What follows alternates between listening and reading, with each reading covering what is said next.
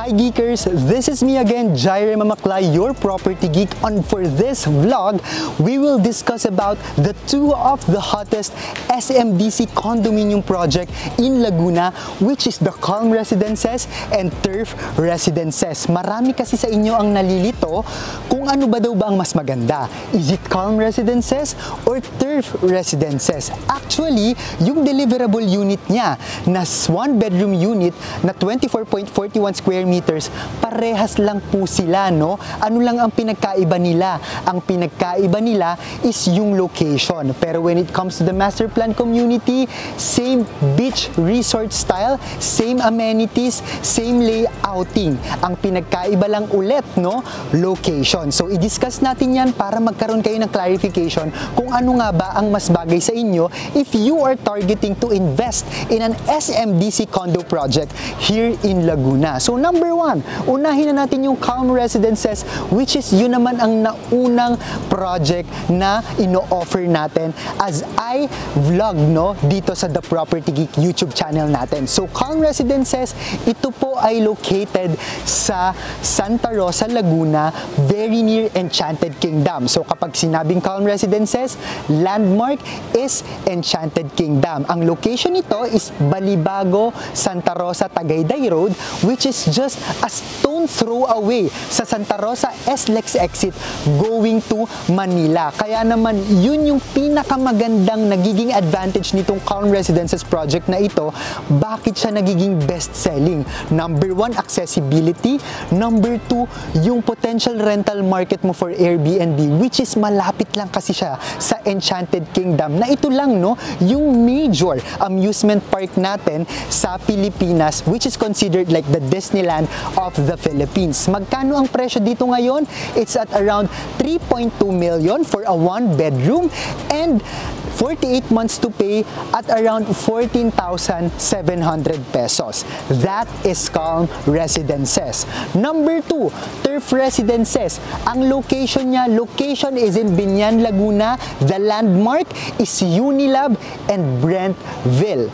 If Calm is located in Santa Rosa near Enchanted Kingdom, Turf Residences is located in Biñan, Laguna. So technically, parang ang nangyayari din dito, para siyang nasa labas ng BGC, pero malapit pa rin. Parang ganoon, no? Si Turf Residences. Pero ano yung maganda dito kay Turf Residences? Kasi blank canvas pa lang actually yung land kung saan itatayo si Turf Residences. Perfect, no? Kasi nga lagi nilang sinasabi, ang the best time to invest is kapag wala ka pang nakikita. So you are enjoying the launching price of Turf Residences.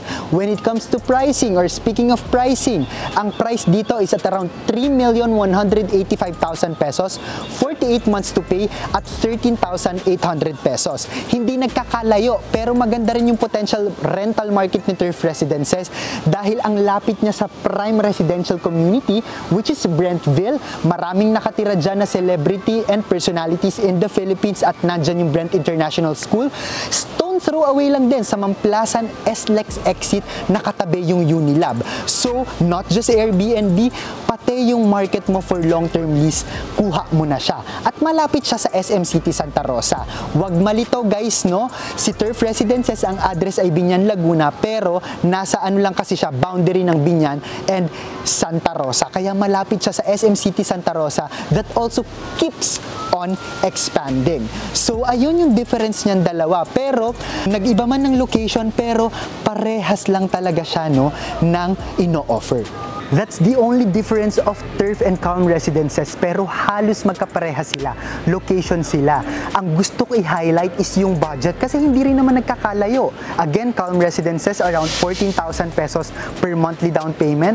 Turf Residences around 13,000 pesos per monthly down payment. Pero parehas 4 years or 48 months down payment. So ang priority, if ang priority nyo is yung budget, pero gusto nyo nang makasimula sa real estate investment, hindi na masama na magsimula kayo sa mga projects na ito because at ganung presyo, no, hindi pala kailangan maging mayaman para makapagsimula ka sa real estate investment. And isa si SMDC sa kilala, no, sa pinaka-prominent na developer ng condo dito sa Pilipinas. Again, pati sa Airbnb, no, sikat na sikat sila. Talagang naka-design for Airbnb and very evident naman yan sa mga una nilang project, most especially sa MOA area sa Pasay City. So again, maganda talaga na mag-invest, lalo pa kapag nag-uumpisa lang, kasi alam ko marami sa atin na parang, Jaire, gusto ko sana ganito yung i-invest, gusto ko sana ito yung location, ganito kalaki. Well, ganun din po ako, no?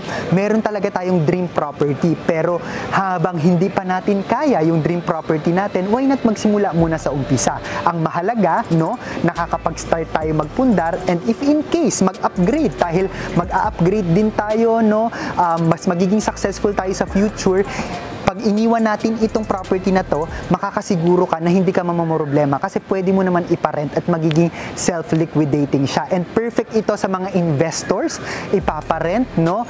Very evident na rin na kumikita po, no, yung mga SMDC owners before, and at the same time, lalo na yung mga nagpe-flip. Usong-uso ngayon yung Airbnb, daily rental para kang nag-hotel. At kung nasa ibang bansa ka, marami na rin po mga property management dito na kahit wala ka dito, pwede mong maging passive income. So, lagi ko nga sinasabi, no, hindi sapat ang isa lang na condo if gusto nyo mapalitan ang active income nyo ngayon.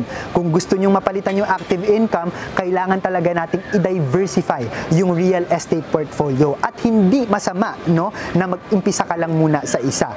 Tapos, hindi mo mamamalayan, uy, parami na pala ng parami, no, yung real estate investment ko. So, maraming salamat guys sa pagtutok. This is just a short video. Pero kung gusto nyong humabol sa launching price, lalo na ni Turf, at yung mga few units left natin kay Calm Residences, feel free to contact me through my iMessage, Viber, WhatsApp account, and my Philippine mobile number. That's +63927-185-1590. My Facebook page, which is The Property Geek, and my personal Facebook account, that's Jaire Valerio Mamaklay, and you can directly contact me there. We are still contributing twice a month through Manila Bulletin Property Living section. If you are here in Hong Kong, no, feel free to contact me at huwag mahiya, no, dahil I am here to help you, to give value to you through real estate. Again, this is Jaire Mamaklay, your property geek, inviting you to come home to the Philippines, come home to Santa Rosa.